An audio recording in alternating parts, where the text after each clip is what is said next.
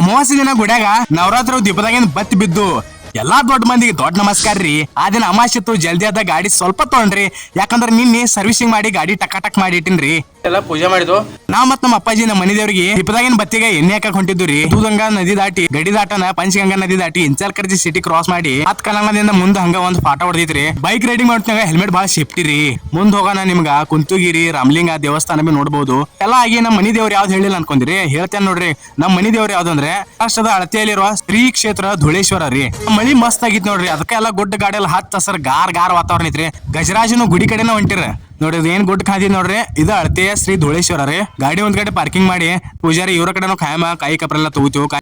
ಇವತ್ತ ಬತ್ ಬಿದ್ದವಲ್ರಿ, ಅದಕ್ಕಾಗಿ ದಾಟ್ನಿ ಕಡಿಮೆ ಇತ್ತು, ನಂಬರ್ನು ಜಾಸ್ತಿ ಇರಲಾಗಿದ್ದು. ಕೈ ಕಪ್ರೆ 2 ಸೈಡ್ ತಗೋತಿತ್ರಿ. ಒಂದ್ ಉಳಬಗ್ರಿ ಒಂದ್ ಮಸೂಬಕ್ರಿ ಅಪ್ರ ಉದ್ಬತ್ತಿ ಹಚ್ಚಿ ಮುಂದ್ ನಡೆದ್ರಿ. ಧೂಳೇಶ್ವರ ಅಜ್ಜ ಅವರ ದರ್ಶನ ತಗೊಂಡ ಬತ್ತಾಗ್ನ ಎಣ್ಣೆ ಹಾಕಿನ.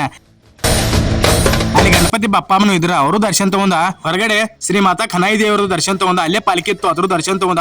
ನಾವು ಮಸೋಬಾ ಕಡೆ ಹೊಂಟೂರಿ. ಮಸೋಬಾದಾಗನು ದರ್ಶನ ತಗೊಂಡ, ಬತ್ತಿಗೆ ಎಣ್ಣೆ ಹಾಕಿ ಹಂಗ ಹೊರಗೆ ಬಂದ್ ಸ್ವಲ್ಪ ಕೂತೂರಿ. ಧೂಳಬಾಗ್ರಿ ಕರ್ನಾಟಕ ಮಹಾರಾಷ್ಟ್ರದಿಂದ ಭಕ್ತಾದಿಗಳು ಬರ್ತಾರು. ಅದ್ರಾನು ವಿಶೇಷ ಅಂದ್ರೆ ನಮ್ಗೆ ಇವತ್ತ ಕರ್ನಾಟಕದ ಭಕ್ತಾದಿಗಳು ಬಹಳ ಮಂದಿ ಸಿಕ್ಕರು. ಮಾತಾಡಿ ಒಂದ್ ಅರ್ಧ ತಾಸ ಕೂತ ಹೊರಗೆ ಬಂದ್ರಿ. ಯಾವಾಗ ನೋಡ್ರಿ ದೈಟ್ನ ಫುಲ್ ಆಗಿತ್ರಿ. ಈಗ ಹಂಗ ಖಾಲಿ ಹಂಗ ಹೋಯ್ತದ ಪೇಡೆ ಪ್ರಸಾದ್ ತಗೊಂಡ್ರಿ. ನೆಕ್ಸ್ಟ್ ಕೈ ಬ್ಲಾಗ್ ಮುಗಿಸ್ತೇನು. ಎಲ್ಲರಿಗೂ ನಮಸ್ಕಾರ, ಮತ್ ಸಿಗೋನು.